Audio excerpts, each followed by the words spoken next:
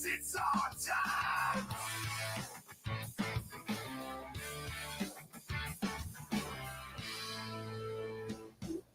Generation fighters take the stand. From shore to shore we reclaim the land. Grit and glory in every strand. In Jersey Shore we make our stand.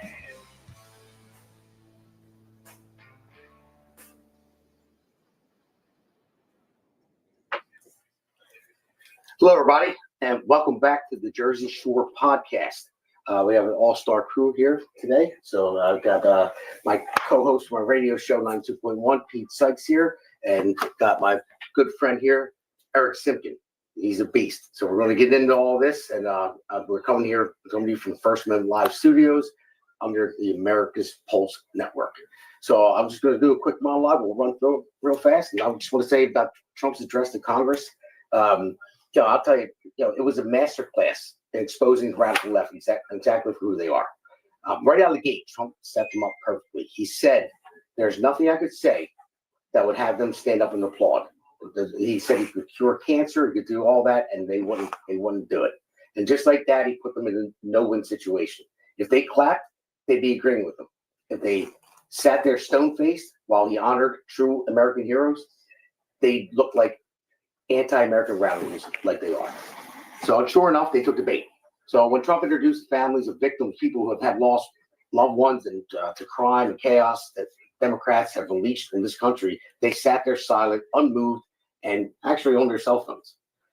When he honored a child battling brain cancer, a kid with the dream of serving his country at West Point, and an American finally freed after serving years in a Russian prison, Mark Vogel, and a park named after Jocelyn Ngori. And they sat there the whole time. So I think it was beautiful what Trump did. I think he set the bait because he knew they weren't going to embrace him. And he gave one of the best addresses that I've seen him ever give. So we got Powerhouse here tonight. So let's just go into the first fighters take the stand. From shore to shore we reclaim the land. Grit and glory in every strand. In Jersey Shore we make our stand.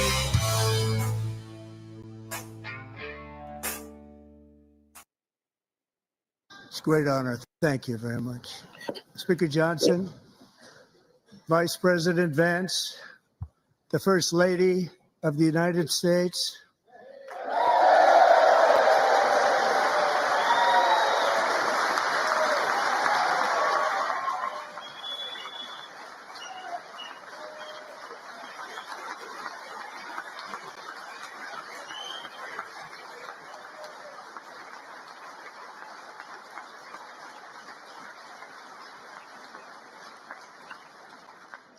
members of the United States Congress, thank you very much. And to my fellow citizens, America is back.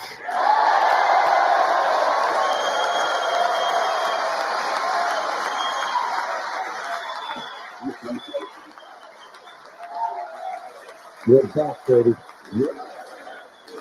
Really good.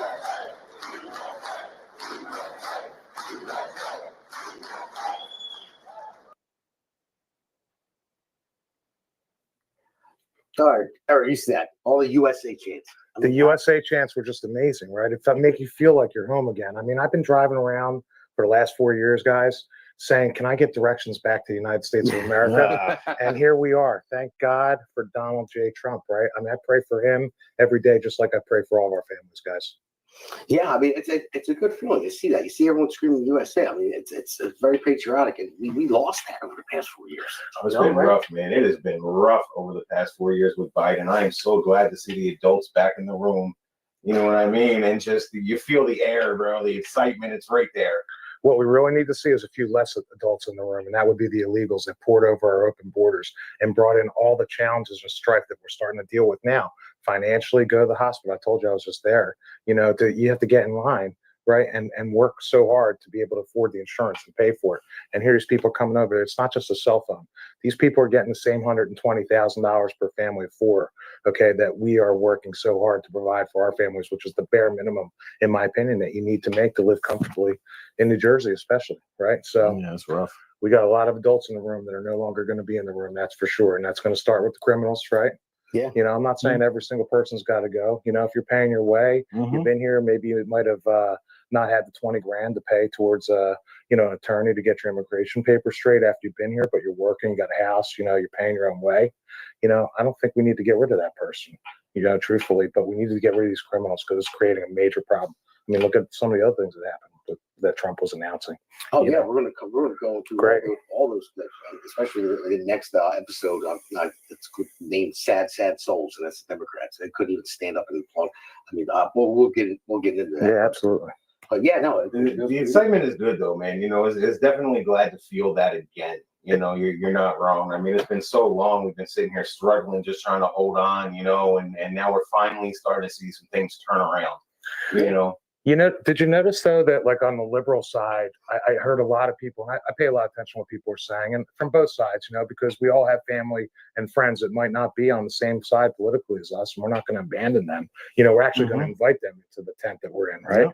And it's just crazy because what I saw was people that wanted to create safe spaces when Trump was elected, you know, for them to sit there and go and sing Kumbaya and cry and whine. But I really felt that. But I feel like it was exasperated 100 times worse when Biden got elected. And I think that's because now we all know, and we're allowed to say it, that election was stolen from us, right? From us.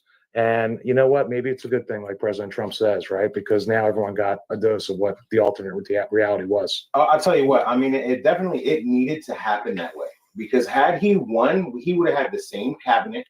Right. He would have had the same bad actors in there. It would have been the same thing as round one going into round two. He had to put together the all-star team that he has in there right now, you know, and without having that time to kind of build it and foment, not to mention, you know, how many people switch sides, right? Because of how bad things had gotten during Biden. Agreed. And the other thing I think about often is, you know, the fact that, like you said, people are realizing how bad things were and how we knew that we had to make this election too big to rig. I mean, I think people showed up in droves. People definitely switched, you know, their voting up, whether they re-registered as Republicans or not. You know, I'm assuming that there was plenty of unaffiliated voters, you know, that would not have voted. I mean, me, I happen to be Jewish, and I looked at the Jewish vote cycle over cycle for the past 50 years, let's say. You know, on average, only about 15% of the total Jewish population was voting Republican. This year it was 40%, and that's a record for us. And I don't just mean for us; I mean for all of us, because the more factions and groups that we get to come along, you know, I'm not into identity politics. And by the way, you know, when I say identity politics, you know, I'm Jewish. I put a sign on my lawn that said Jewish voters for Trump, but Trump's not Jewish. It was the coalition of people like-minded that support a candidate, and I think that is important. Yes, and they did here. You know, I'm in the union. You know, the union's always pushed Democrat all the time. And all the guys at my job, you went to the electrician's trailer, you went to the ironworkers trailer, plumber's trailer. It was Trump 2024 everywhere. Every single one of them were voting for Trump because they knew that the left went way too far, out of touch with their people, and that's what it was. And they realized that the Republican Party, for the most part, is on, you know, the everyday worker side. The Americans.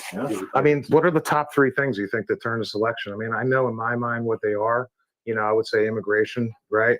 You know, economy, right? Yeah. I mean, what would be the third if you had to put the third? How about that? Kamala is for they, them, and Trump is for you.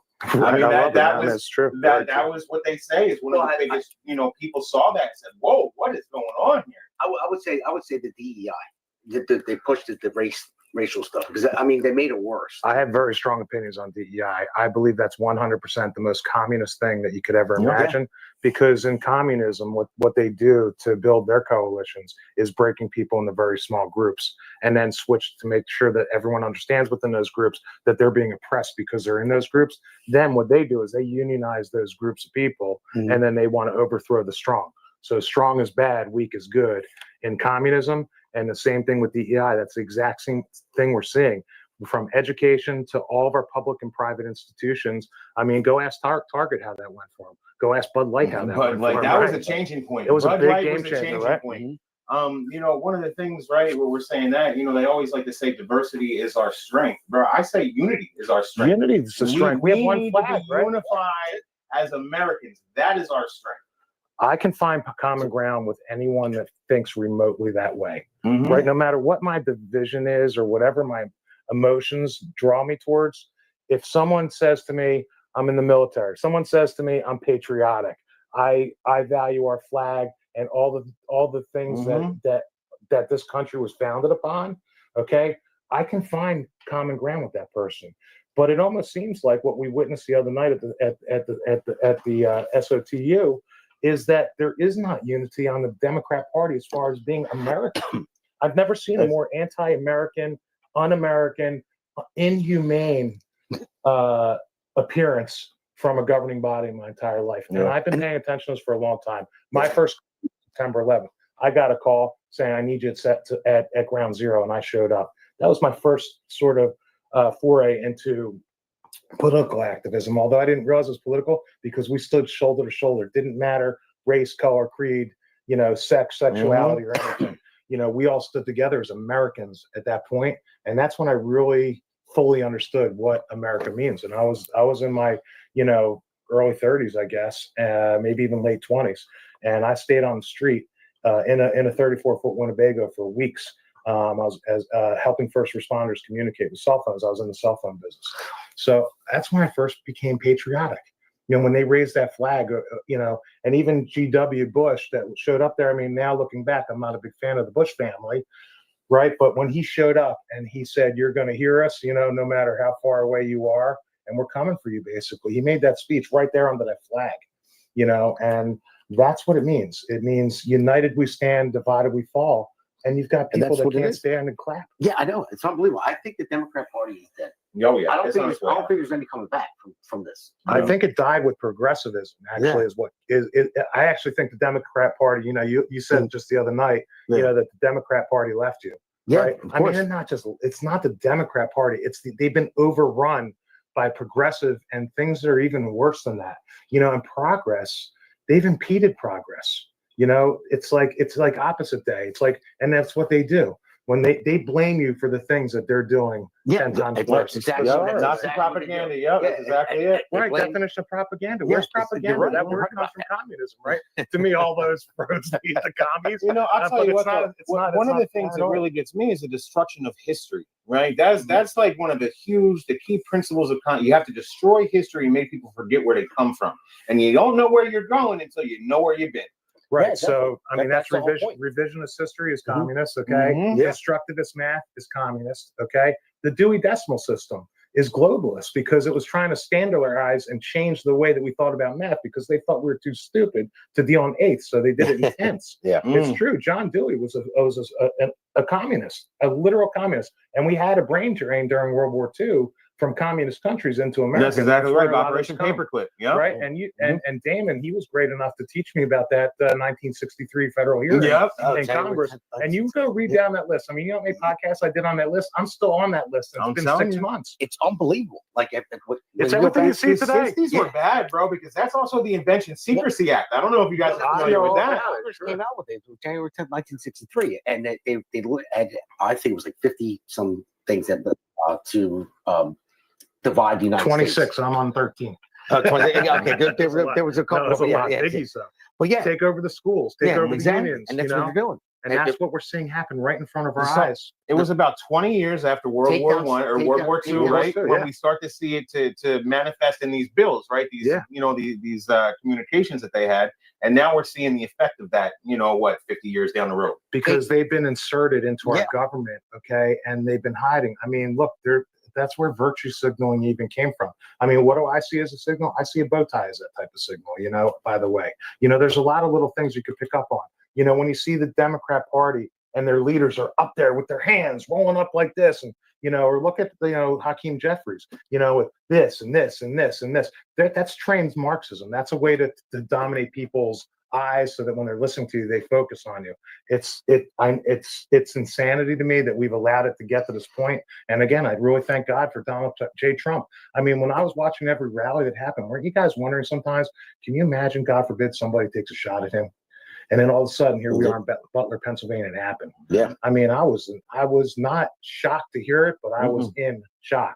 And the fact that he got down on his knees and he prayed to God and he got up and did what he did. I mean, that was another. And didn't leave his in shoes. history. He wasn't Yeah, leaving his he- shoes. my Listen, I shoes, mean, I've my had shoes. expensive shoes. I would have come with shoes. I don't have billionaire shoes, but I have thousandaire shoes. I couldn't believe when he got up and said fight, fight, fight. I mean, that was amazing. I mean, I probably got shot in the ear. I would lay there and stay at the top. Like, yeah, it was a great moment for him. He showed the strength of this country. And listen, I told people before, I don't idolize anybody. Everyone's a human being. Everyone's another person. They just have a different job than me. Right. You know, but I got to give him credit, man, for going through all the bullshit that he went through. You know, they try to bankrupt him, they try to put him in jail, they try to impeach him twice, they try to kill him. And the guy's still going. Think of another thing that he says. They're not coming for me. They're coming for you. I just happen to be standing in their way. And he was in their way, and they took him out in any kind of way, shape, or form they could. And he's still standing. And that gave me, the understanding that no matter what, I'm never going to back down. And that is a motivation and inspiration to me. And my family knows this. My kids, I have twin 20-year-old daughters. They're the most important thing, to protect them, to teach them. I'm spiritual. I always quote the Bible, and again, being Jewish, but if this is a Judeo-Christian West that we live in, Deuteronomy 6:7 is, and thou shalt teach them diligently thy children. That's the word of God. I taught my children the word of God. I'm not a Bible thumper by any means. I think I've told you before, I've done a lot of wild and crazy things in my life, and some things I do regret doing, but I would do them again because that's what made my character the way I am now. But when it comes to that thing, what are you going to teach your children? When they were coming for our kids, with the crazy LGBTQIA+ in schools, the DEI and all that stuff. I was going to school board meetings. I didn't even have kids in that school district. I was fighting the fight, suing the school board, filing ethics complaints, doing everything I possibly could. Because one day I know my kids didn't agree with me. They were embarrassed, for a long time because they grew up in those types of school districts. Granted, they went to the best public school I think that I'm aware of. I'm sure there's plenty of good ones. And I made friends with the principals of that high school. They knew who I was, and they throw out a red carpet. I never had a bad word with them because they knew that I was just interested in my own child. So many parents just drop their kids off at school, almost like a babysitting service. They don't have that interaction with the schools. But when my kids, I know this, when they got old enough and they are going to ask the question, Dad, what did you do when they came for the kids? My kids are always going to know the answer. I did everything I could, and I left it all on the table. I didn't hold back. Hey, and that's what it's we about. went to Philly Convention Center. Oh, that was crazy, Yeah, right? it was. And what was going on inside there? That was that speech that the president of the National Education was speaking with all the things. We are the NEA. That's what we do. Yeah. But guess what? You don't have a right to be in the room when you're deciding policy and curriculum. You should be worried about what teacher salaries are, making sure they're not in a hostile work environment. I had a group of teachers write me a letter the other day, sent to my house anonymously, saying they're getting politically persecuted over Trump. And then there's an 8th grade teacher that said that Trump and what he's doing to the illegals is equivalent to the Nazis and Hitler. I mean, so I was at the next school board meeting reading that letter into the movie. We had that lady. The lady last night. She just keeps crawling. Barbara, I don't know. Barbara, I hope you're watching the podcast. I know you listen to the radio station all the time, but you're welcome to call in if you want to have a regular conversation. That means you ask a question, you say, or a statement, and then you pause. And then you let the person respond. So that's why you get cut off all the time. So, I'll tell you what, though. So that's what got me in the road to politics was DeSantis. I had just moved back to Jersey, and he put out the Parental Rights and Education Act, which everybody said, "Oh, don't say gay bill." Okay. Oh yeah, don't As say soon gay as bill. you soon as you look into it, it's don't have secret conversations with my children about sex in school. But everybody on the left was touting that as a don't say gay bill. I said, you know what? I got to find something, that's going to tell me the real news, what's really going on. And that's what put me on this path that got me sitting here right now. 5756. I mean, I've been at doing testimony up in the Jersey State House under the Gold Dome there, and I was in front of Vin Gopal, at the Senate Education Committee. This is going back to 2021, and literally they were going to put tampons in the boys' room in New Jersey, and he signed on for it. There was one Democrat on that committee that said, well, wait a second. Are we talking about putting tampons in boys' room too? Because they didn't even know. But it's for the they girlfriends, right? Isn't it for the girlfriends? Well, they were just afraid that the boys were going to take the tampons and throw them against the wall. That's what they did. I'm like, well, here's the problem. It's not just that. Boys have a penis, girls have a vagina. Boys don't have periods. So why would you have tampons? We saw kindergarten Didn't make cop, any didn't we? difference. Isn't that, you know what I mean? Like, that's where I learned that. yeah. Back in the 80s. Well, yeah, we're gonna go. We can go all night. Let's roll. Yeah, let's roll another one. Let's roll S1V2. 6 weeks ago, I stood beneath the dome of this Capitol and proclaimed the dawn of the golden age of America. From that moment on, it has been nothing but swift and unrelenting action to usher in the greatest and most successful era in the history of our country. We have accomplished more in 43 days than most administrations accomplished in 4 years or 8 years, and we are just getting started.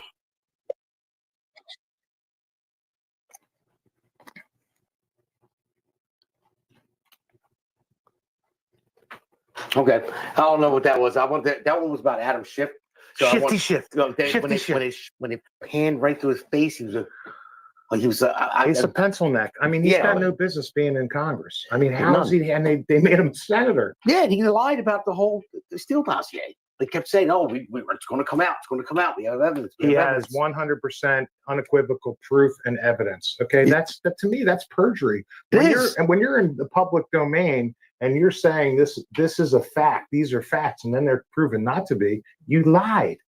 So how can you be trusted? And to me, I always say, if I quote De Niro, I mean, unfortunately went a little nutty, from Casino, either you're too dumb to know about it or you're in on it. Either way, you're fired and you can't be trusted. That's it. It's unbelievable what goes on. So let's go to S1. Into this chamber tonight to report that America's momentum is back, our spirit is back, our pride is back, our confidence is back, and the American dream is surging bigger and better than ever before.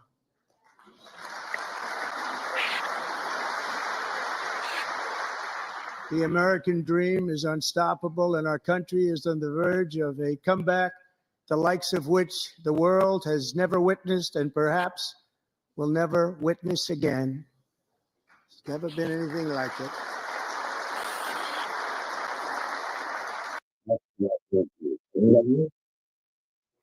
There's never been anything like it, and that's why that speech that he gave was awesome. That's why it was good. That's why I wanted to call all these clips, because it was all patriotic and everything he said you can't disagree with. And then you watch the left or the other side, and when he baits them, that's going to be in the next segment. It was perfect, but they just sat on their hands. It's unbelievable. I mean, we're back, baby. I'll tell you what, he made a lot of big promises in that, and I hope he can come through with them. I mean, that's where I'm at, man, because everything that he was talking. Talks a big game, bro. He set the stage. Let's see it happen now. Well, we do have a mandate, though, okay? And that was told how it is to Joy Behar on The View the other morning. A mandate, right? We won the popular vote. We won every swing state, and we won the House, and we won the Senate, and we won the presidency.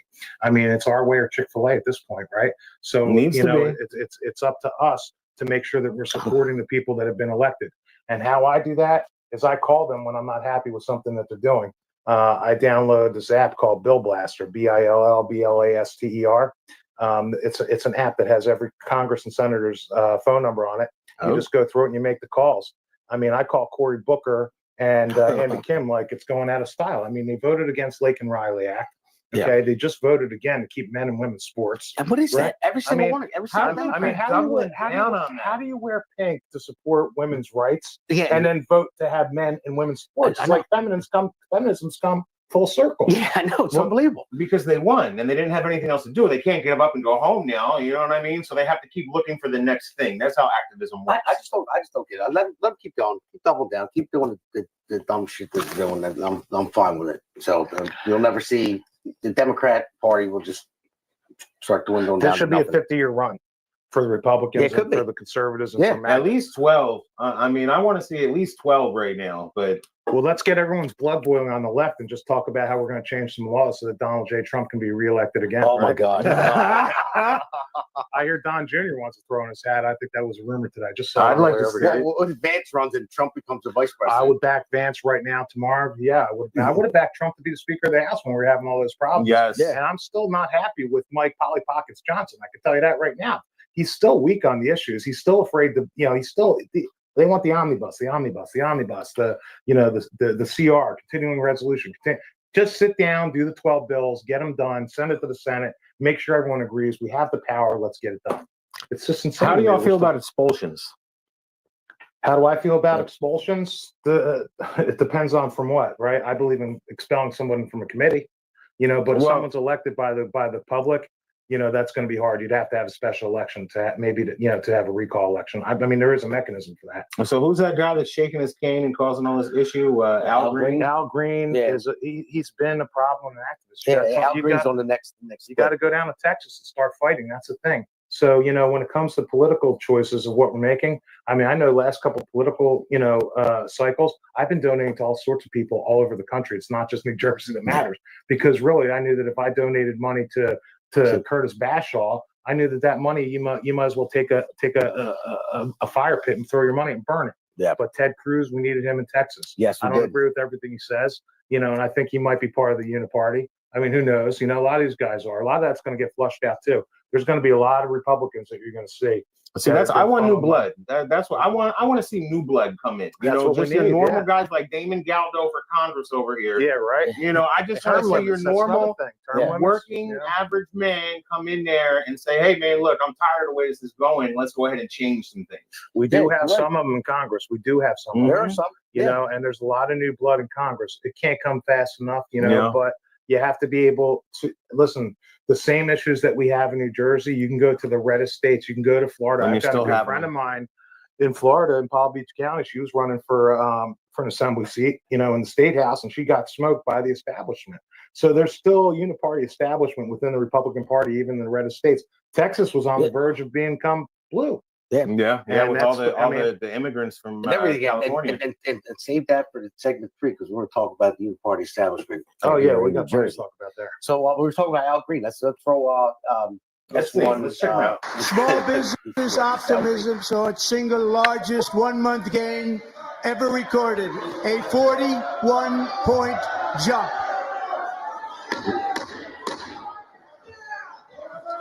Members are directed to uphold and maintain decorum in the House and to cease any further disruptions. That's your warning.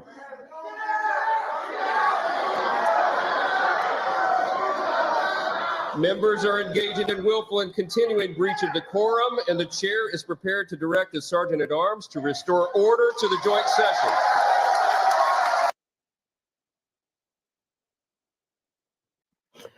You don't see that in third world countries. No, not at all. In parliaments, in democracies, which we're not. We're a constitutional republic, two-party system.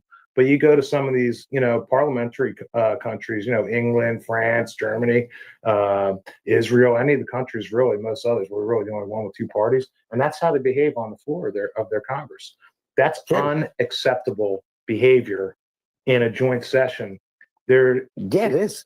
I mean, there's no excuse. And the thing is, Pete, too, like when you see that, I don't know, I forget who it was that they came out afterwards, and he said he was thrown out because of racism.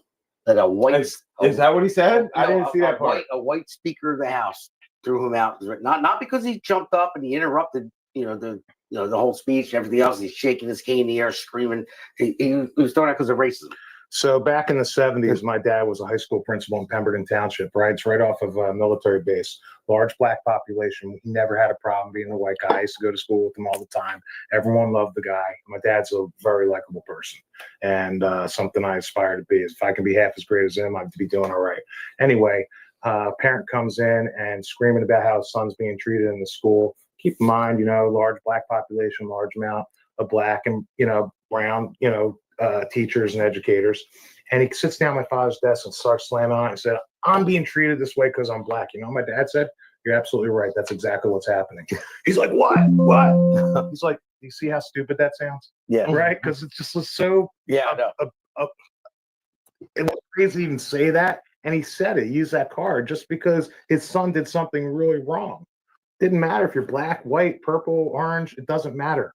And the way I look at it, I grew up in a colorblind house and I raised my children in a colorblind house. And one day, what really got me back into activism was when my daughter said, "Dad, being colorblind is no longer okay." And I said, "No, it is okay. It's going to stay that way in this house." and I'm not going to change the way. I'm going to remain being authentic, which is something we talked about earlier. And I believe in being colorblind. I don't judge people by the color of their skin. I don't judge them by, your sex, if man, woman. I'm not talking about all the other cat genders and all that stuff, because you know how I talk about that. Simkin Academy 101 has always been. There's two sexes. There's no such thing as gender, and there's unlimited personalities. And if you believe that you're not the sex that you were assigned at birth, that is in your mental state. Okay? Yeah. It might be part of your soul that you believe for you. But I'm not saying you're automatically a mental case and you need mental help. But I will tell you this: if my kids ever came and said, "Dad, I don't want you to call me Sarah anymore. I want you to call me Sam," the first thing I would do would take my kid to the best psychiatrist or psychologist or whatever I need to do for that kid. And that's the problem with 5756 that you mentioned earlier. Yeah. That school keeps it secret from a parent, then you lose your opportunity to help your child. Then God forbid what happens if something bad happens to your kid. Who gets to blame and who's responsible for the loss of a child when they do hurt themselves? You're That's right. crazy. How old are your kids? 6 and 8, man. I got 2 little girls at home. Right.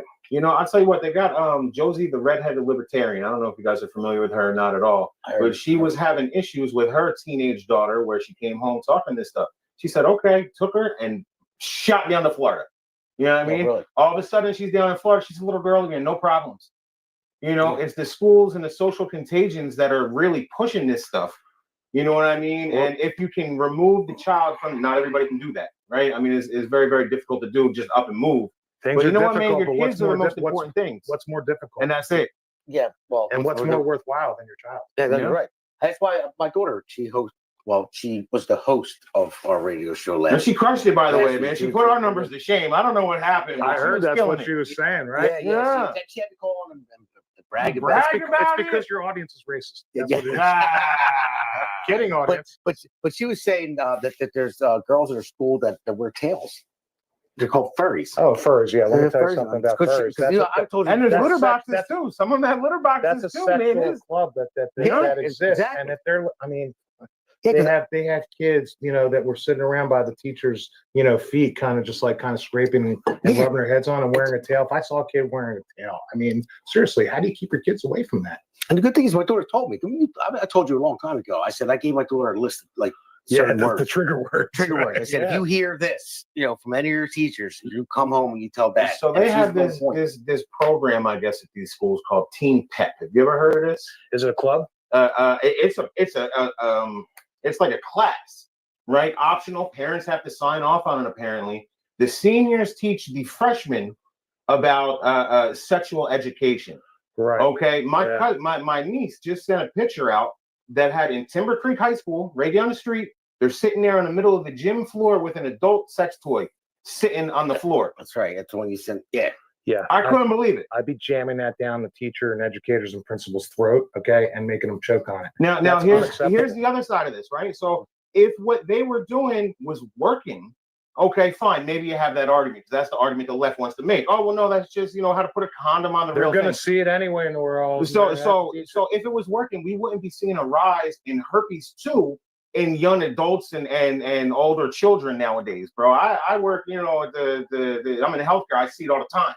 So aside from the healthcare issues, teaching a child to keep secrets is one of the tenets of child abuse and sexual. And there you go. And taking some advantage of somebody sexually. It's one of the tenets. How do I know that? Because when I ran for school board and they called me a transphobe, I went and got endorsed by Trans Against Groomers, which is related to Gays Against Groomers.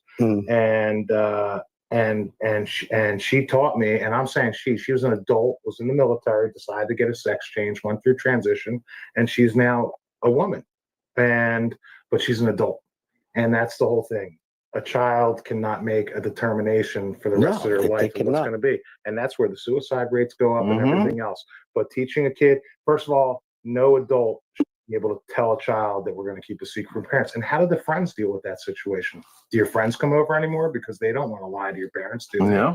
Right? So what happens? Now the kid becomes basically alone in the struggle. We see a lot of mental illness on the rise as well, right? Yeah, and I'm not just talking about, this situation, just in general with anxiety, depression, you know what I mean? And all the narcotics that go along with it. Narcotics, medications, mind-altering drugs. Just think about it. Their minds are all psych meds, right? Dude, I was a psych nurse for 12 years. Psych meds. I see what they do to people. Right. And his last name doesn't help solve. My last name is Sykes too. You know what I mean? It just goes hand in hand. That's how the psych report was born. Well, no, I tell people all the time, like if when my daughter was born or my son was born, if I told my daughter she was a boy from the day she was born, she'd believe me.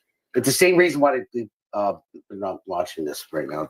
They believe in Santa Claus because Santa Claus is real, by the way. And Tooth Fairy.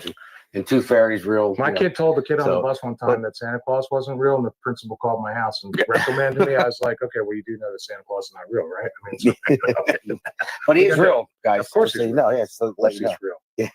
Right? And Easter's coming up too, right? Yeah, Easter's funny. But no, it's what you tell them. It's how you raise your kids. If I was raised in your house, I'd be Galdo. Let's just talk like that. Yeah, exactly. Doesn't matter what gender, what anything, what religion, what nationality. If your parents raised me, I would be Galdo. Yeah. Period. Exactly. Right. And I have twin daughters that had the same opportunities, that have the same date of birth and time of birth, and they have different outcomes in life. So that is proof 100% that DEI cannot and will not ever work. Did they fight over who's older?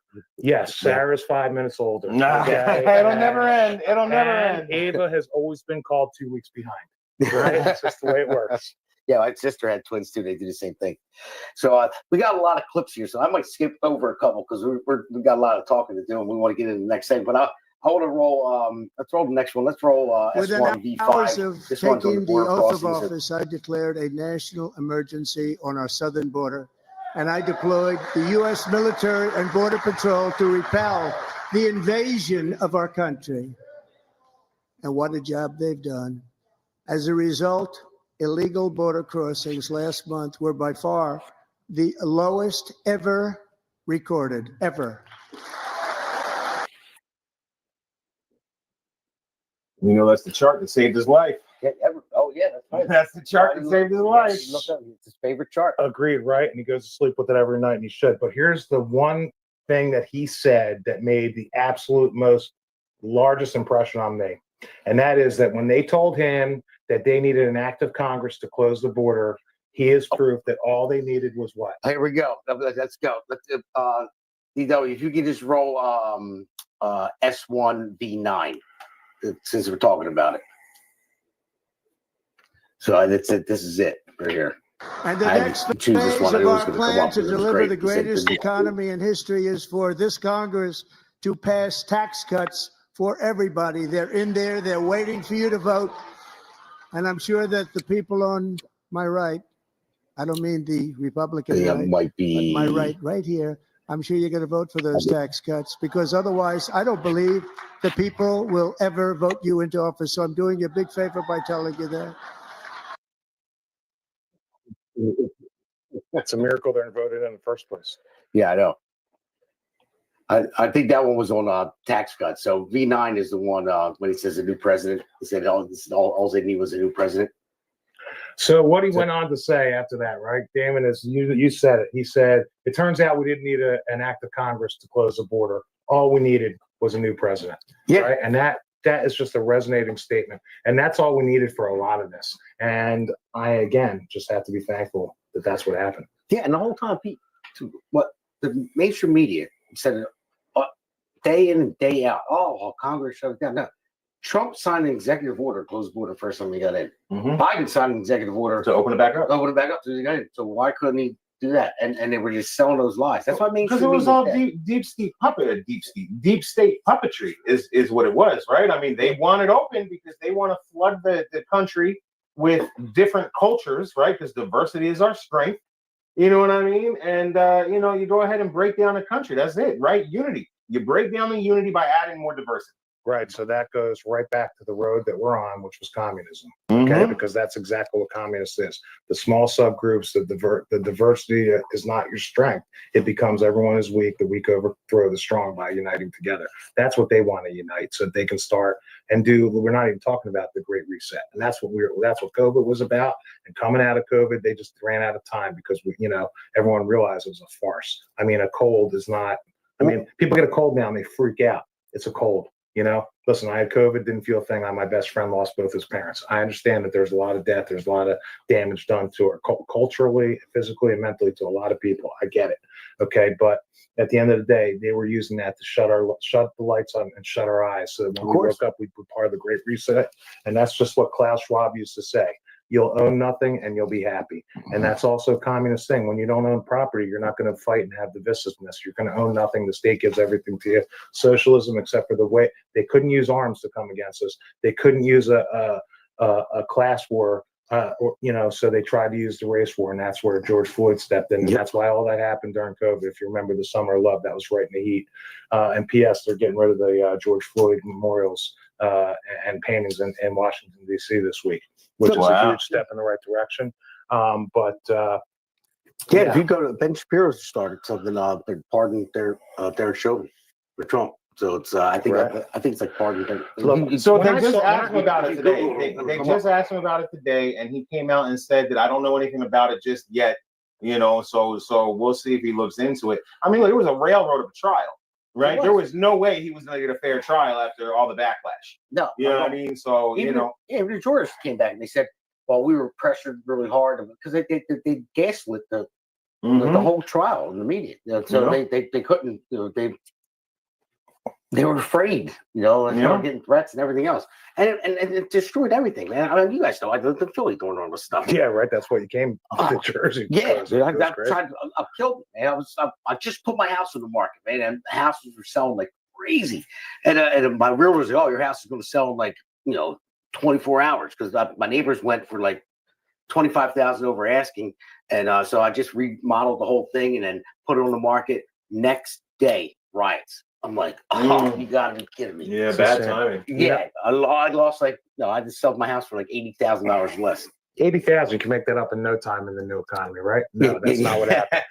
Going back to the border thing, though, when, if you recall, looking back at that whole situation, and they'd have Alejandro Mayorkas on testify in front of Congress, and he'd be like, I'm doing my job. But that was his job. Yeah. He was the most successful border czar in history because his job was to open the border and make sure as many people came in as humanly possible, right? And that's what he did to us. He did that to me, to you, to your neighbor, to your friends, and to your family. And that's what we cannot forget as Republicans.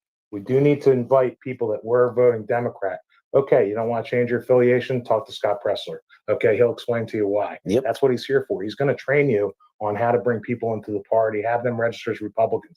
We need to show that we are a better way to move forward than what has been. I mean, and the unburdened by what has been is a quote from Karl Marx, by the way. It also leads back directly to the inventor of communism. Well, the thing is, too, a lot of people don't realize when you actually have the conversation with their lifelong Democrats, and then you talk to them, and you ask them questions. Not Barbara, not cult members, not cult members. Yeah. You have to be able to break through that barrier first. When you ask them questions, they're more on the Republican side than not, and when they talk about different things, and they're more conservative, more grassroots, and they just are so used to being Democrat, and then you're like, well, I agree with everything you just said, and that's.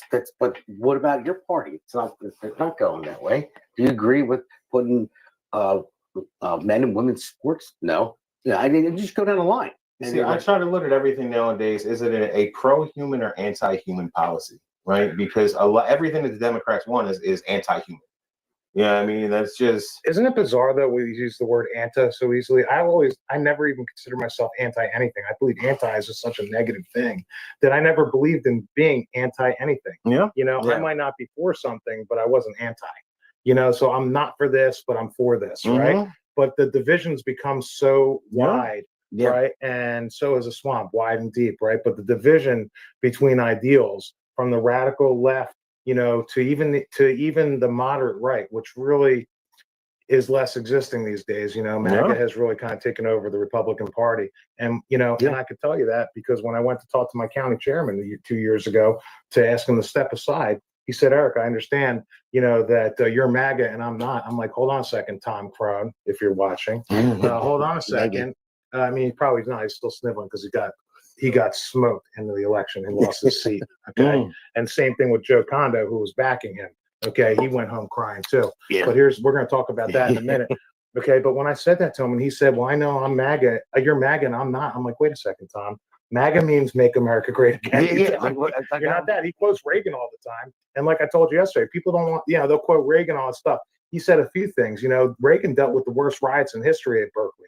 Okay, and you know, before 1980, when he was governor of California, that's where Berkeley is. Yeah. And he said these riots, they need to stop, and they need to stop now, right? And he put a stop to them. They brought in the hose cannons, you know, and water them down. We just, you know, took $400 million of funding away from Columbia. I mean, university, that's huge. We should put that on a down payment on Maragaza. Okay, that we're building over in Israel, right? Okay, hold on. Egypt said they're going to take care of that. I don't want to have nothing to do with Maragaza. They got vetoed by Donald J. Trump even a few days ago. That's not happening because you can't trust them to do the security. And P.S., you know, if you want to see a wall on a border, look at the border between Gaza and Egypt, because really, Gaza was part of Egypt before 1967. Okay, and definitely before 1948. That was Egypt. Okay, so they don't want the Gazans either, man, because they hurl stones and bombs at the neighbors. Yeah. Okay, I tell them to go back into their tunnels, but I have a very serious stance on that. I'll go out and picket and protest anywhere that they're having it. I got the Students for Justice of Palestine kicked off of Rowan University. Unfortunately, they had this other group of activists call up and make more calls to get them reinstated, but now they're not authorized by the school. They're part of the student government, which, by the way, if my kids are in school, supposed to be learning in college, and that's what they're doing, I would yank them faster than Donald Trump just yanked that funding. That's insane. Where are the parents? You're still right, you know? Yeah. Seriously. I'll tell you what, though, it's not one-sided either, right? I mean, the loss of life, you know, on both sides and the suppression of people, I mean, it's not good either, right? So, I mean, you'd hope to find some kind of happy medium, because if you want to go ahead and create a bunch of terrorists, I mean, you smush them in a corner with their backs up against the wall, animals, you know, lash out. I mean, they went there voluntarily in 1948. 7 countries came against Israel. Israel beat them the day after that they were made a state. And the 25,000 people that went there to then are 2 million people now. So I can assure you there's been no genocide. Okay. And all the money and all the things that they have there have been provided in a vast majority by Israel, because it is a humane state. And Israel is not just a piece of land. It's a people. Right. So you can't have anybody living next door to you that doesn't believe that you have a right to exist. And all the land that was given to Israel by the United Nations in 1948, they were public lands. There was no toilets on there. There was no running water. There was no trees. It was a barren desert. No one was living there. Israel was purchased by Jewish people around the world, including the Rothschild family, for billions and billions of dollars. Absolutely. We got questions about the Rothschilds over here. Listen, there's problems with that stuff, you know, but that's old money. You know, they're also part of the federal. Well, that's part of the ruling elite, right? You want to talk about globalists. I mean, they're in there. They're all in there. But the minority of those people are Jewish, right? But there are some. They're bad actors and everything. I mean, I don't know any of them personally, and I don't know anybody that does know them personally. If I did, that would be a totally different combo, right?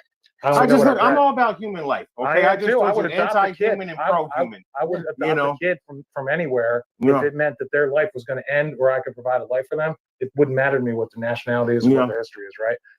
I'm all about protecting children and families, you know. But then again, if my neighbor was throwing bombs at me, and what am I supposed to do? Go over and talk to him? You know what I mean? It's like, what do you do? I was there when I was a young man. I'm in Gaza, and I buy a soda off a kid on the street with his father. He couldn't have been more than 5 years old. So I say to him in Hebrew, hey, do you think someday our families could be friends? You know what he did? He went like this, went like this, went like this, and said bang, bang. So it's okay. You want to talk about indoctrination? No, I'm with you. I've never been there. It's insane. I'm very basic on my knowledge of all of that. It's an insane situation over there. It's horrible, and it is a human tragedy.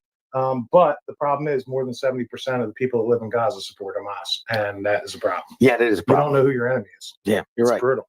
Well, since you mentioned Reagan, my shirt, I like my presidents, like I like my guns, 40 and 45, right? And now 47.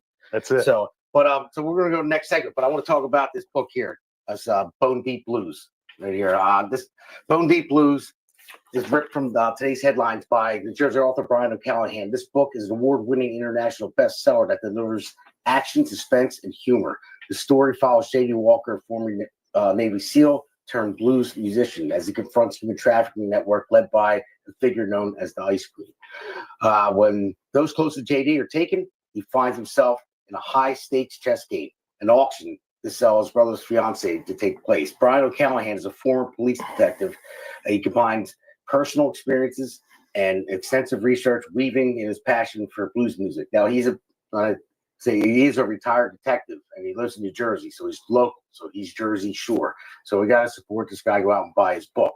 So Bone Deep Blues kicks off the J.D. Walker action series. He's got another one coming out, by the way, and tackles a pressing issue of human trafficking and well-developed characters that spring to life in this fast-paced narrative.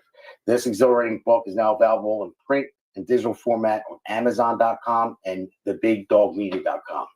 So, like I said, by Brian R. O'Callahan. By the way, that's 4.8 out of 5-star reviews. So it's a good book. Just go in there, buy it, support a local guy in New Jersey, retired detective. Go check it out. Yeah, check it out. Check it out. Learn how to read. It's a great read. Yeah, I'm actually I really am like halfway through it. I don't read books, but It's tough for me to sit down and read a book, but I've read a bunch of them that are really good lately. One of them was one by Azra Namani. She talks about the holy alliance between the radical left and the radical Islamists. There's a few other books that I've read, and there's a lot of good ones out there right now. I got a really good picture book that's my favorites, and that was one of Donald J. Trump with all the pictures. That's a great coffee table book. I mean, if the picture says 1,000 words, there's about 10 million words in that book, and it's really easy to read. All you got to do is look at it. So, all right, That's the best kind. right. Let's go to our Mind next of segment. Brian O'Callahan. Buy it today at Amazon.com. Enter the dark world of betrayal, kidnapping, and human trafficking. Verified readers call Bones equally powerful, gripping, well-written, side engaging. Buy it today at Amazon.com. A must heart-pounding read. Amazon verified reviews say it's a super storyline, excellent, thrilling. Experience the magic. Order now from Amazon.com. Choose from digital, paperback, or hardcover editions. Generation fighters take the stand. From shore to shore, we reclaim the land. Grit and glory in every strand. In Jersey Shore, we make our stand.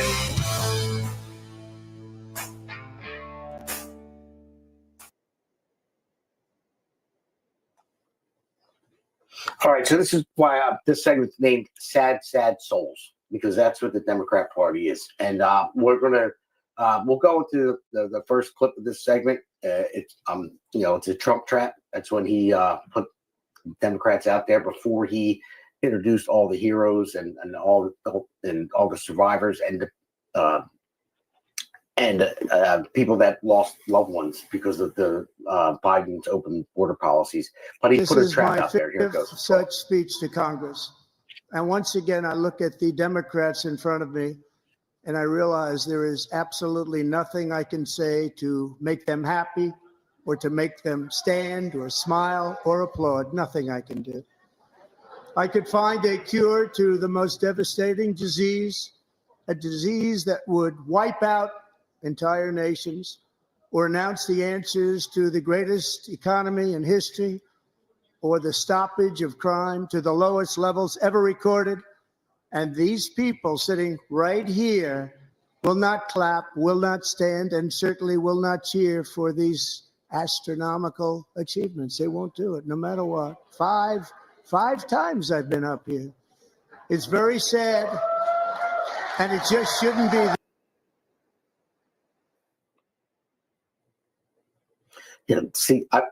Trump actually added that to his speech himself because that was like his, he wanted to put it out because he knew if he said that, anything they couldn't stand and applaud because they would agree with him. But if they sat on their hands when he introduced everybody, he had, there's nothing they could do. It goes against their marching orders. Yeah. But really where we can parlay that and move that into and more of our movement in the direction that we want to go with our country, our state, and our local municipalities is to make sure that the people that are in the middle, the unaffiliated people and the Democrat voters that are soft Dems, that they need to understand that that is not representative of what they believe in either. That touches on humanity. I mean, some of the things that were happening with giving that young man, that honorary Secret Service thing. I had tears rolling down my eyes just hearing his story and then seeing the look in his eyes when he was surprised that he was getting that. And then to have him go up and give the high five to the other young man that got into West Point. To me, those are things that make, me, as tough as I think I am, I'm not tough.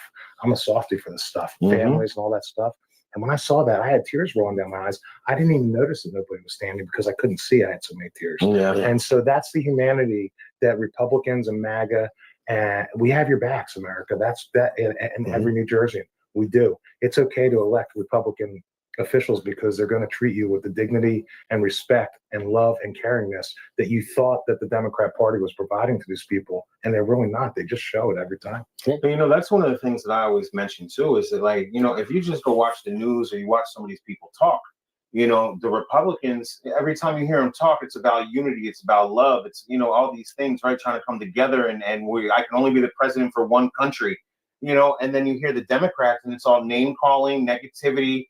They just keep throwing shade, and it's just like, guys, why are you so full of hate? Like, I don't seem to understand.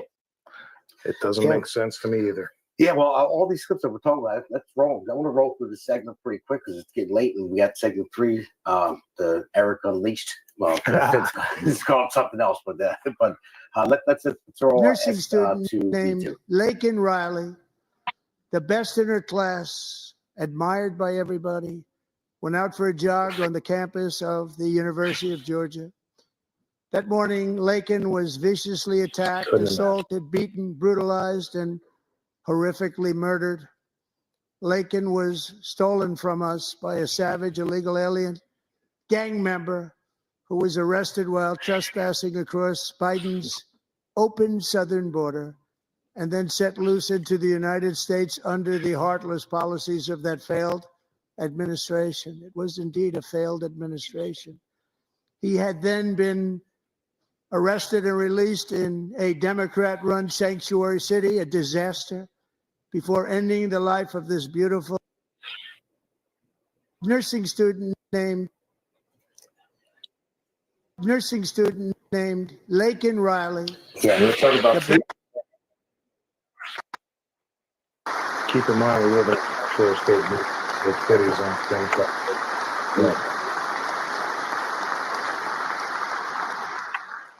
Last year, I told Lakin's grieving parents that we would ensure their daughter would not have died in vain. That's why the very first bill I signed into law as your 47th president mandates the detention of all dangerous criminal aliens who threaten public safety. It's a very strong, powerful act.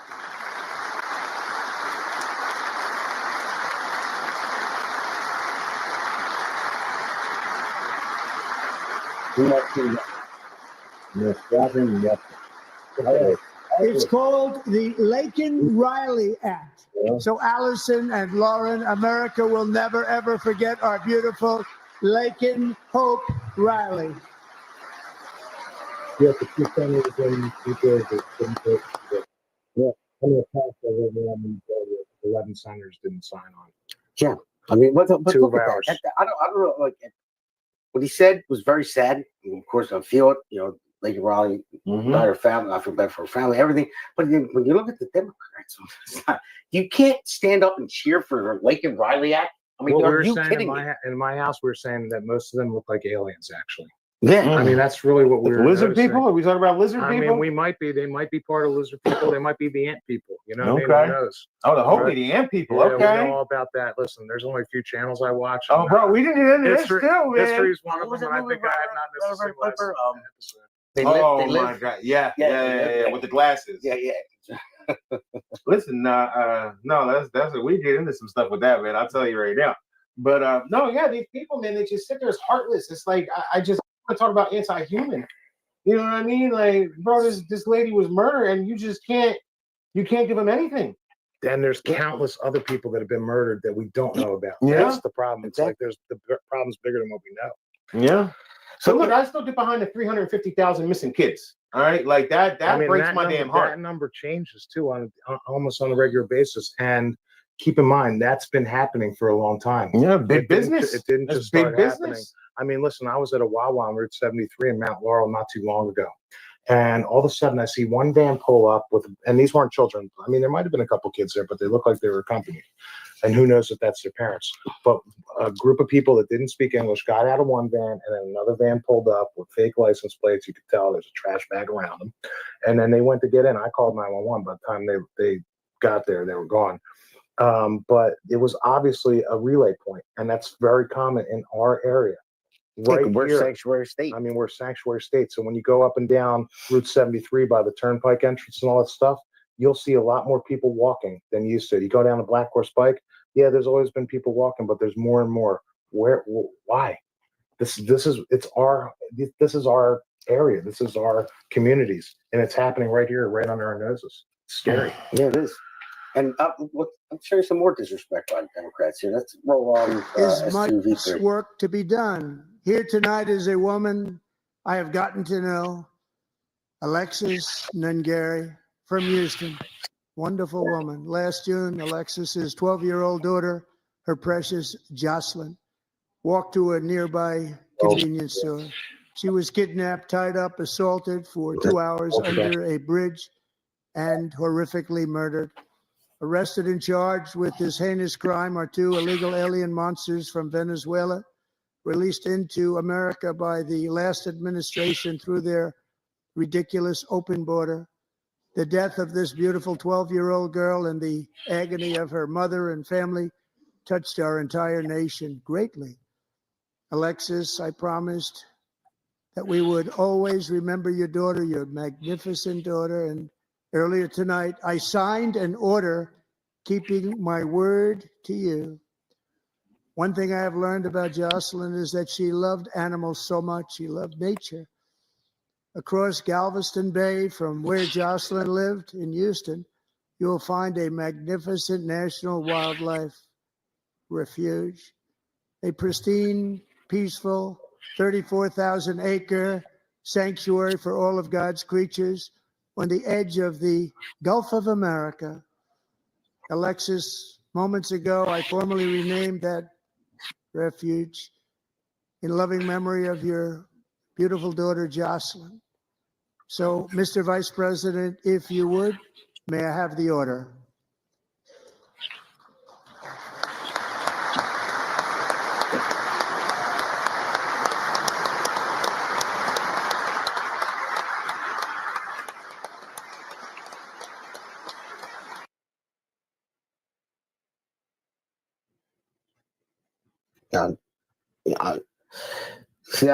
And then they still can't even clap for that. I mean, he said that she loved animals, so you renamed that park after her. And they still can't acknowledge any of it.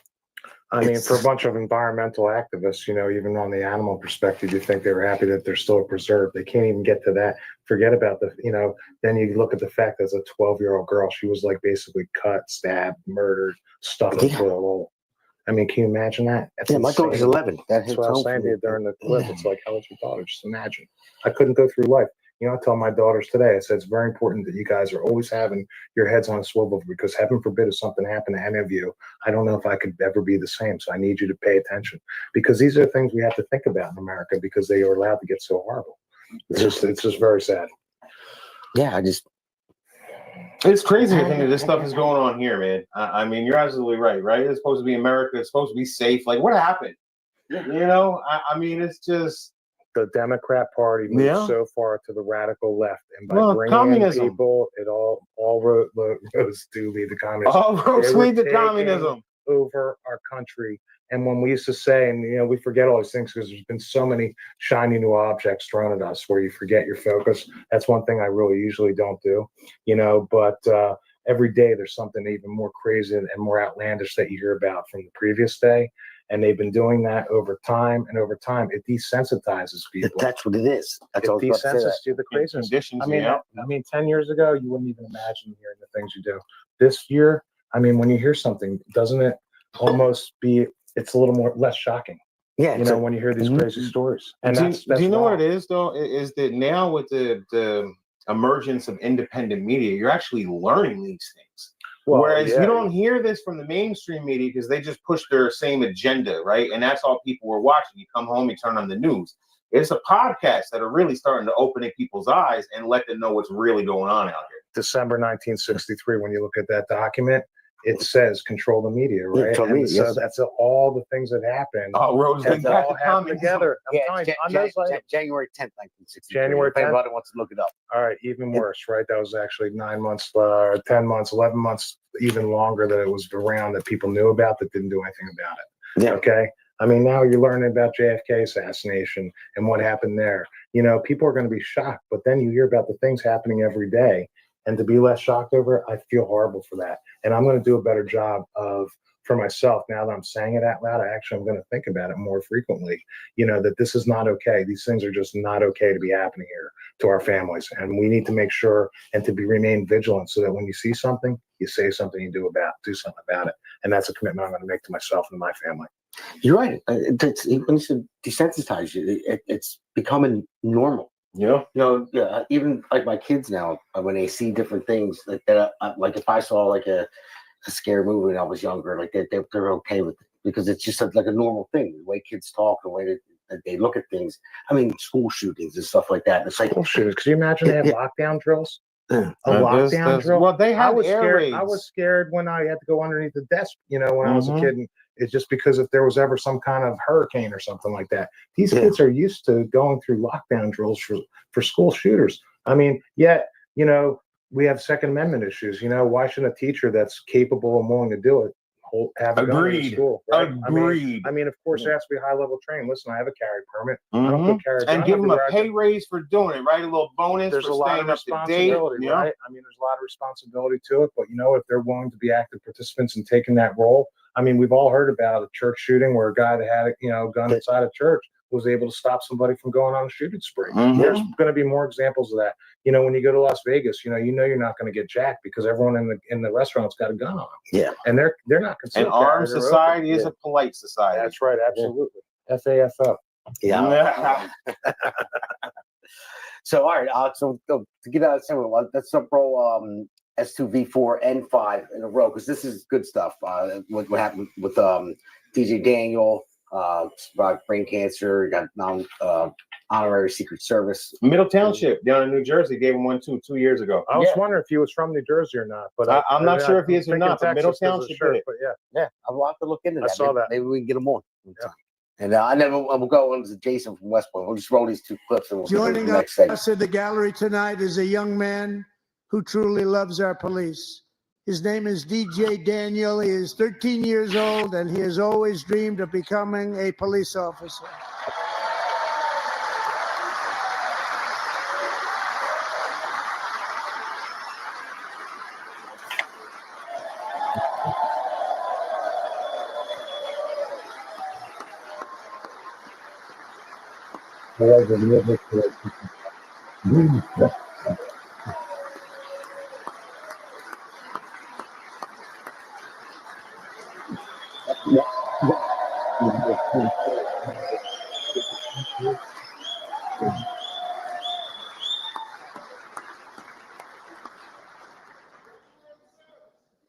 But in 2018, DJ was diagnosed with brain cancer. The doctors gave him 5 months at most to live.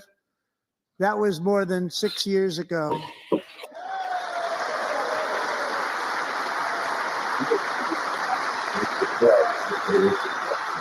Honoring this kid.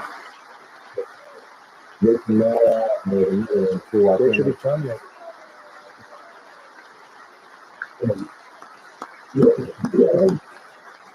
Put that in there. Since that time, DJ and his dad have been on a quest to make his dream come true, and DJ has been sworn in as an honorary law enforcement officer actually a number of times. The police love him, the police departments love him. And tonight, DJ, we're going to do you the biggest honor of them all. I am asking our new Secret Service Director, Sean Curran, to officially make you an agent of the United States Secret Service.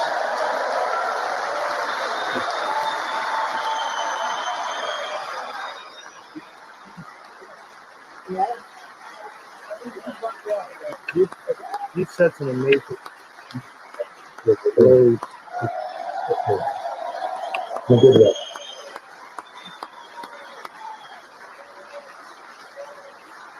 by a young man, Jason Seriously, Hartley, it's so who beautiful. knows the weight of that call of duty. Jason's father, grandfather, and great-grandfather all wore the uniform. Jason tragically lost his dad, who was also a Los Angeles County Sheriff's deputy when he was just a boy, and now he wants to carry on the family legacy of service. Jason is a senior in high school, a 6-letter varsity athlete, a really good athlete, they say, a brilliant student with a 4.46, that's good, GPA. And his greatest dream is to attend the U.S. Military Academy at West Point. Yeah.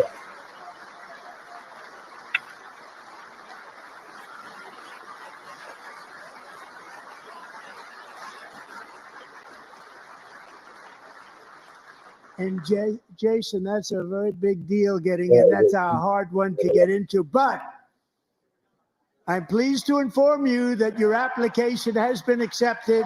You will soon be joining the Corps of Cadets.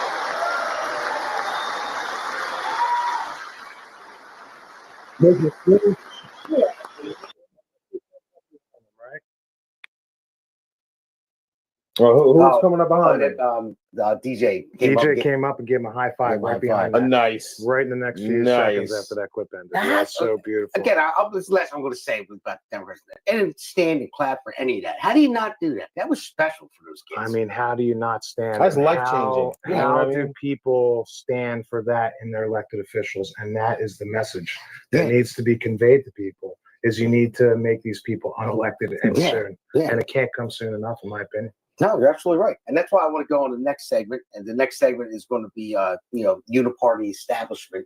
I'm going to call it Eric Unleashed, but he's going to break it down about the Uni-Party here in our area, this part of Jersey. I mean, I'll call it, I always call it CD1 because I ran for Congress, but it's a little further than that. So we'll let him break it down. So if you got to get in the safe space, get your safe space now. No, earmuffs.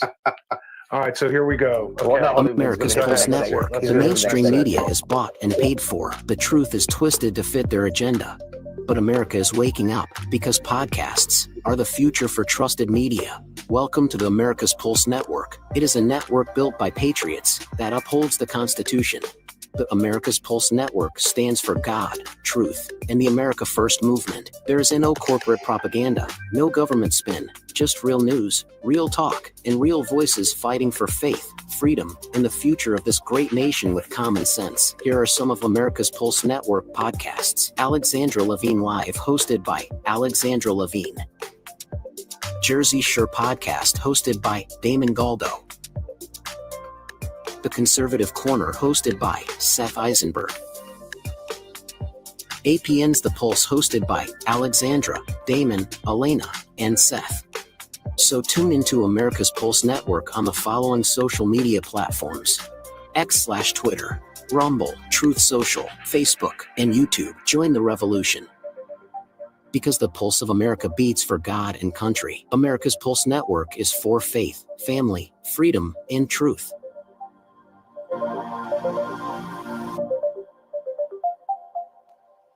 Generation fighters take the stand. From shore to shore we reclaim the land. Grit and glory in every strand. In Jersey Shore we make our stand.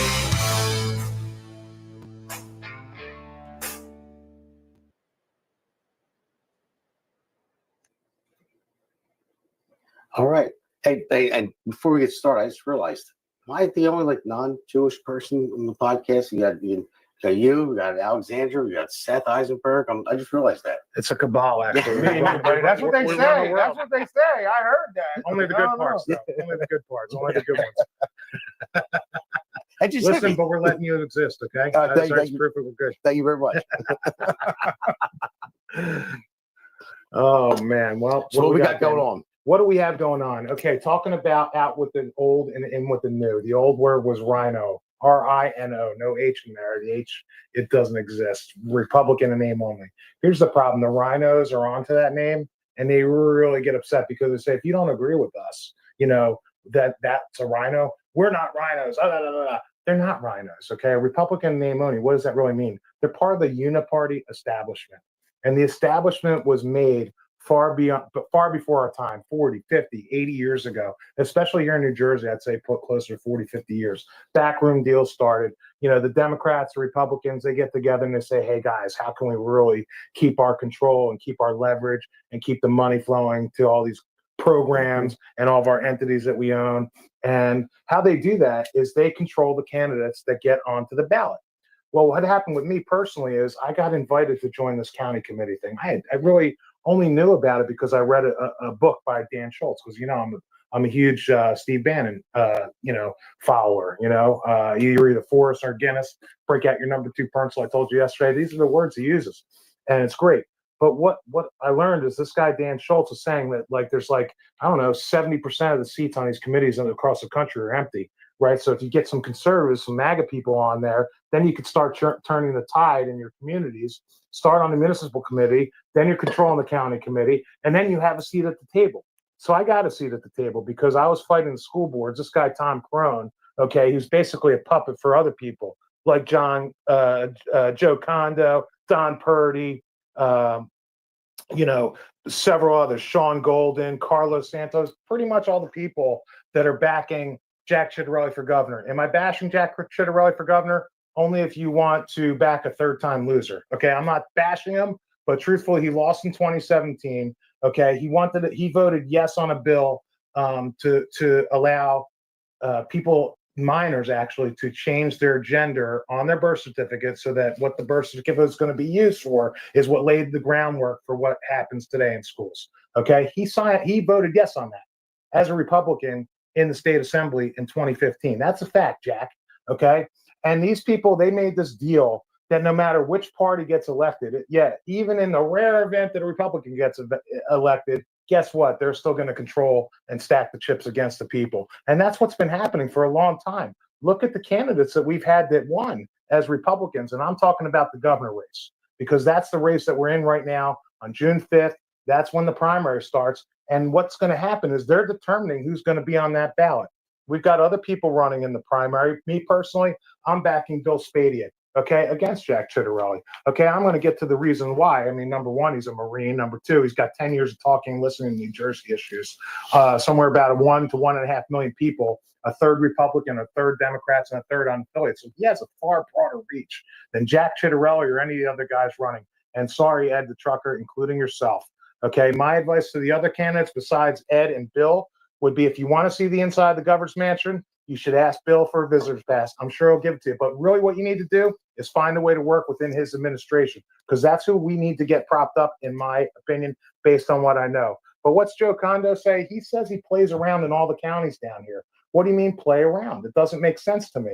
And things stopped making sense when I went to the first reorg meeting in 2022 after Tom Crone invited me to come in. And he says, when I get there, all right, now we're voting for who's going to be the chairman this year, and I'm expecting you to vote for me and your 4 friends that I just appointed to this committee. And I said, Tom, but I know this other woman that's running against you, Nicole Nance, who I love, admire, respect. She is a great woman. And she's been supportive of me and so have her friends at all my school board endeavors. And you haven't done jack shit. Sorry for the cursing. And what happened is he said, well, I heard you're in the Nicole Nance team. Team Nicole. I said, I'm not on any team. I'm on the team of who's here supporting my fight. And I'm out here doing this on my own, spending a ton of money, dropping in on lawyers, doing whatever I got to do. And you've done absolutely nothing.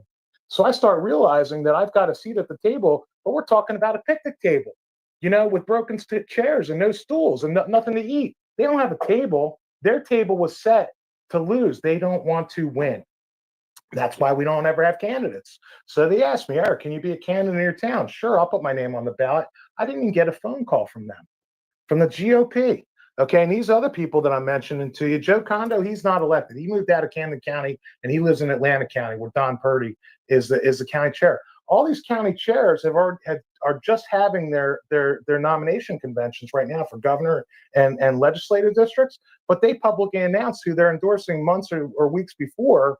And then they bring you to this false farce of a convention, and then they put out newscasts that this is who the GOP is backing. And a lot of them are Jack Ciattarelli, because Bill and Ed and all the other candidates said, we're not participating in that because they got rid of the county line.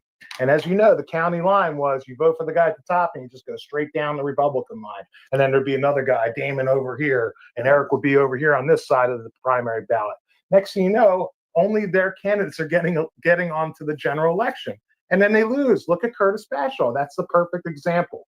Curtis was a GOP pick. Okay, Trump endorsed Christina. Okay, and it was a late endorsement. I was upset with Trump. I don't agree with every single thing Trump does, and I think he's made some bad 90-10, right? 90-10, but we got jammed on the 10. We could, because now we've got two senators that vote no for Lake and Riley and vote yes for trans and boys and women's sports. That's what we're living with in New Jersey, and there's one reason. I'm not calling them rhinos anymore. I know you like that term, and we had a party for people when the rhinos were getting kicked out. I saw the video. Right, but I'm calling it Uni-Party establishment because they've established a Uni-Party in New Jersey, and it's not just New Jersey. It happens elsewhere. Redder the state, sometimes there's even bigger pockets of this in Florida, in Texas that we're talking about. Austin is a liberal hellhole, and that's in the red state of Texas, right? So again, Joe Condo, Don Purdy, Mike Testa. Okay, Mike is feeding money to these other candidates, and he is an elected official and the GOP chair. He's a state senator in Cumberland County, and the money goes from Jack to him to these other places. Camden County said no because we elected one hell of a chairwoman. Her name is Kimberly Stewart, and she's not playing ball with them, and they come at her. But guess what? When they do, I go with them. I go with them in public. I go with them in Facebook. I'll go call them and meet up with them anytime, anywhere to discuss. Okay, mano a mano, whatever it's called, face to face. Let's talk about it because things aren't making sense. I went and met with Ed the trucker the other day. I said, make sense of this. I'm looking at the statistics. And someone says to me, where's the math on the statistics today on Facebook? This guy, DiAugustino from North Jersey. I said, here's the math. Here, these grayed out ones that I'm looking on my page here, these are all the counties in the state that none of these smaller candidates that are not serious, they don't have a shot at winning. So there's only 1, 2, 3, 4, 5, 6, 7 counties out of 21 that aren't accounted for. So how's another candidate going to win? And how are they going to prop up Jack Ciattarelli? That's not what the people really want. It's what they want so they can maintain control. And keep in mind, the money fundraising, you can only use those funds during the primary. It's been raised so far.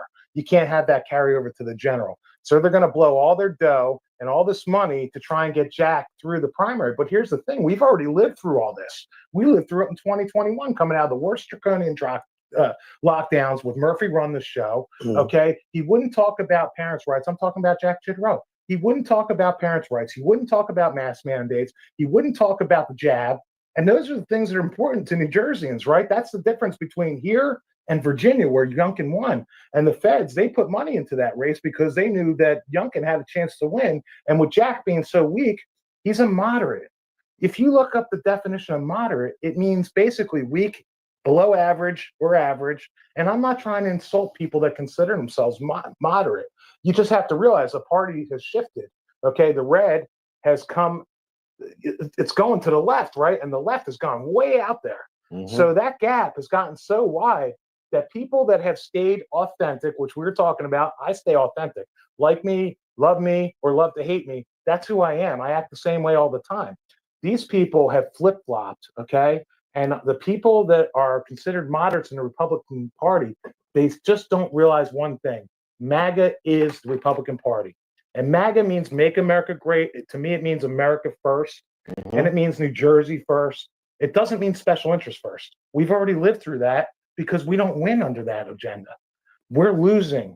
And why would people continue to live in a state where it's not as free as the states next door? I mean, I'd rather live in Pennsylvania right now.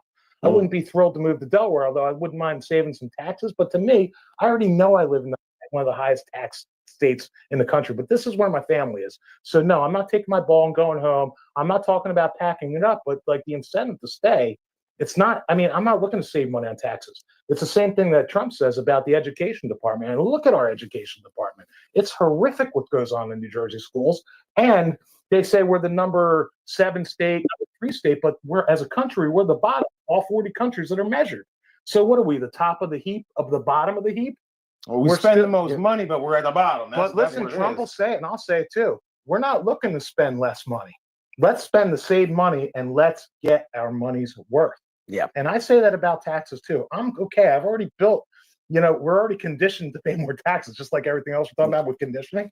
I'm okay with the taxes here. I'll keep paying them, but I want my money's worth. I want to enjoy the freedoms. I don't have to worry about not being able to carry or own a gun, or how much bullets are going to cost, or the price of food, or the fact that there's a gas tax that makes it unaffordable to go pick up your How kids. about an exit tax? An exit tax, that's preposterous, okay? Yeah. There shouldn't be a tax. When you always say this tax, is a tax, Republican tax. thing, though. So really, people expect the Republican candidate is going to reduce taxes. So yeah, you can expect that out of Jack Ciattarelli. And if he wins the primary, I'll have to coalesce and go along with the flow. But the problem is, yeah, I'm going to stick a sign in my lawn. I don't know, maybe. I'm certainly not wearing a Ciattarelli shirt like I'm walking around with a Trump shirt. I can tell you that. And he's been campaigning as long as Trump. So what's that tell you? It's a history of losses. Let's change. The way to effectuate change, the way to have success, the way to have unity. These things all work together. What does Trump say about success? About unity. You'll have unity when you have success. So putting up another two-time loser, that spells Uni-Party to me. You want to talk about all roads lead to communism? In New Jersey politics, 100%, all roads lead to Uni-Party establishment. And the more people and the more voters that know it, when the GOP is putting up their endorsed candidates, you really need to look elsewhere until further notice. And believe me, I'm loud enough. I will let you know when that happens. And that's what I want to share with you about the GOP. And again, I just want to mention the names one more time: Joe Galdo, Don Purdy, Mike Testa, Sean Golden, Carlos Santos. Okay, these are the people that should be held to account if and when things go south and we don't win this election in November, which is what really counts. Thanks, guys. I know I talk a lot. No, it's fine. No, he's going to sleep good tonight. Yeah, he just got all that rage out. I'm going to Listen, look I'll for tell you what I'm going to talk me about and tomorrow. Damon, man, we got some ideas about taxes now. Yeah. And we ain't gonna get into it. Not yet, but yeah. We ain't gonna get into it, but we got some ideas now. All right, good. Well, listen, let's take some of that savings and let's donate it to our candidates, okay? Yeah. Here's what I'm asking. Go find Bill Spadia's website, right? Spadia for Governor. Okay, make a donation to him. That's what we need. He based his whole campaign on small dollar donations. When larger corporations, PACs, and big business donates to candidates, that is your telltale sign. Okay, and speaking of Ed the Trucker, you can't even look up his financials because he hasn't filed them yet, because he has one of the biggest, I hate to say the word, we call it biggest loser or whatever. Steve Cush is running his campaign. Okay, I went to have a one-on-one with Claire too. Is that true? I happen to like and respect Claire. She's always been kind, courteous to me, and she prays for me, and I pray for her family. Okay. That's fair. But is she, do I agree with Ed? No, but but that's the thing. We're not making it personal, right? Business wise, I will tell you this though. When I went to go meet with them, and I have a meeting with two people, I don't like a third person showing up. So I said, "What are you doing here?" "Oh, I'm here to pick something up." It was a check. So he's got Ed convinced that he's going to win, so he can keep the money train going for his measly couple grand he's probably getting. That to me is a bad sign for Ed. Truthfully, Ed, and I had a little bit of an issue because when I was trying to take out Tom Crone, he did make a couple phone calls. He said to one of the guys in Camden County, just to get an idea of what the votes look like with Tom Crone. But I have another very close friend of mine that he made a phone call to. And when I met with him the other day, he said he only asked him the same thing. But guess what? He didn't. He asked him to make a phone call for him. And that other friend of mine, guess what? He's not in Camden County, so he wouldn't have known the vote. So to me, after thinking about it, to me, he actually seems like a pregnant stripper. I'm going to be honest with you. He's scorned, and he's looking for any excuse to keep running. I'm sorry to say that. I know that I know people are willing to hear what you have to say, but my advice to him and to the other people running Cranjack, who's Mike Crispy's little guy from North Jersey. Mike Crispy, you should be ashamed of yourself. I donated to your PAC, and you've taken that money and used it against us. Okay, and like Steve Bannon says, you're either for us or against us. And if you don't like being called out in public, then stop doing unpopular things, because we're coming for you in a political way. Don't be jealous. Yeah. Don't be jealous. That's why I wanted to call this segment Eric Unleashed. but yeah, Thank you for letting me speak. I should have ran the disclaimer like it did do at 96.1. The opinions and views, Listen, we heard a lot. Are not- We heard a lot. We're I'm waiting for digesting. Jack. not responsible to the Jersey Shore. No, and listen, you're not, but listen, I'm here as a guest, and I don't mean to offend anybody that's watching. I really don't. No, it's At fine. the end of the Hey, day, I'm going to coalesce around whoever wins the primary. Listen, call But in people between out. now and between now and Listen, then, Jack I'm here. watches it. Jack, He's got to come on I now. want you to come on. I want you to tell listeners why you're a better candidate. I want every person that's running for governor why you're better. Ed came on. That's And right. then- We're looking to be the so spark that we- ignites the flame to make Exactly. people do something. Yeah, Right? That's it. Get the word We out need there. to Talk inspire talk- people, brother. That's it. That's to it. people. And that's why I'm My inspired. What we listeners, talked about our yesterday. listeners want to know who is the better candidate. Yep. And what And- can I do to help? Okay. Yep. Go to the campaign websites. Go see the candidates speak at a town hall event. They're all over the state. Go to SpadiaForGovernor.com. Jack, he's got a website too, but it's mostly to bash Spadia. I forget what it's called. He talked about it. BS. I He just talked heard about- something BS. Oh, Phony- something phony- BS, right? phony- For a phony guy Bill. that wanted to ban cursing, he takes Bill Spadia's initials, which are BS, okay, and makes it like a parody type of commercial about it. But he wanted to ban swearing. You all saw that one. I saw it. So I mean, that to me is a flip flop, you know. And listen, where does Jack like to go? He likes to go where he's comfortable. He goes and does the diner thing, right? People are kind of a captive audience there. You're sitting there eating your fork full of food. Next thing you know, you got a political candidate for governor come up to you. Okay, he goes on a train that went from here to Atlantic City, and there's all these people on a train, which women got accosted on the last time that train ran. Okay, I mean, what's next? You're going to go to women's prisons where people are literally captive and they can't get out of their cell. They're going to have to listen to you. And then he wants to give illegals driver's licenses. You know, that was a platform of his when he ran the last time. And when you know what happens when you give an illegal driver's license, what are they doing next? Besides collecting all the money that we pay in taxes, they're Yeah. voting. Mhm. Okay, no bueno. Well, there you go. Eric Unleashed right Those are my there. opinions, and I'm sticking with them. So, May the best man win, so or again, woman. want everyone on the show. Everyone on the show, comment and you tell the viewers why you're the better candidate. That's what That's it's it. all about. Everyone has a shot. We don't need a Uni-Party. We don't, like Eric talked about before, like picking special candidates. I want the candidates to come on and speak to the people. Sell yourself. Come on. And I'll also promise you that when whoever is the victor in the Republican Party, That's I will not sit. I will stand and applaud. There you go. There you go. I always said that when I ran.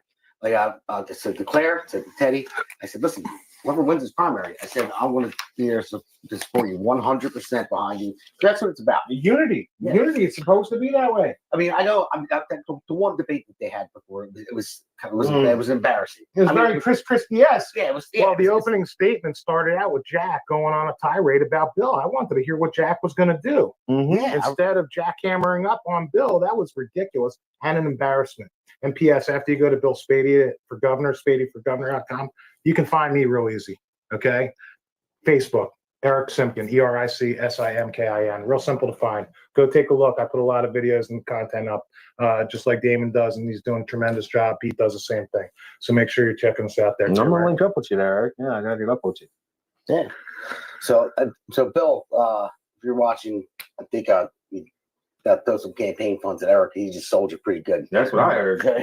I have no And you gotta interest. come on I have too, no interest but the public interest. Yeah. I don't work for a campaign, and all my opinions are my own. No, And I'm joking. certainly going to do this disclaimer for the Jersey Shore podcast. Yeah. So, all right, fellas. So this is a pretty good show, man. I knew it was going to be. Yeah, we had a some lot of fun. good stuff Listen, to talk God about. bless you, God bless your families, and God bless the United States of America. That's right. Well, we're going to roll into the JSP Awards and the Loser of the Week Award. Generation fighters take the stand. From shore to shore, we reclaim the land. Grit and glory in every strand. In Jersey Shore, we make our stand.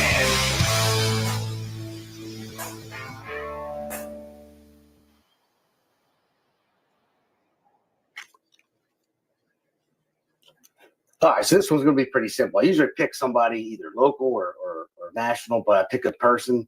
But this is an easy one. I got to give Trump the Jersey Shore Patriot Award after that address that he gave. I mean, that was great because after this segment, it's going to be a minute or so, and we're just going to play the end of the speech. We'll be off air, and how he ended his speech, it was great. I mean, I got to give it to him. It was good, and the loser of the week, I can't even pick a person. I got to pick just the Democrats. Democrats are lost, and they know Yeah. it too. I mean, when you watch when you watch some of the people that are a little bit more sane than the ones that we're talking about that were sitting. By the way, there was one congresswoman that I saw did stand up. One stood up. I Yeah. mean, which really I can understand it. That takes a lot. Yeah. Right. I mean, it shouldn't have to take anything, but it does take a lot. But I'll agree. And they've been lost for a long time. And the Democrat Party, they didn't leave you. I mean, you didn't. I didn't leave them. They You left didn't. me. They left you, right? Yeah, And they left you correct. too. All the viewers out here. That's what I wanted to say. Yeah. So everybody, thank you again. Thanks for watching. Make sure you tune in. Our new schedule is Monday nights and Friday nights, 8 p.m. for the podcast. Make sure you check out Alexander Levine live as well. And when it's